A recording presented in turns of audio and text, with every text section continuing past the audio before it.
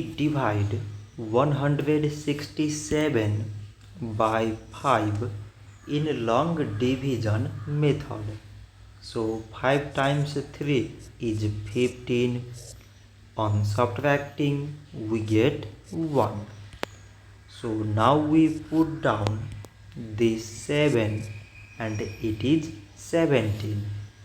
5 times 3 is 15. On subtracting we get 2.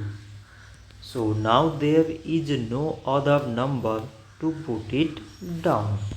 So we take here decimal so that we put 0. So it is 20 and 5 times 4 is 20. On subtracting we get 0. So 167 divided by 5 is 33.4. So this much for today and thanks for watching.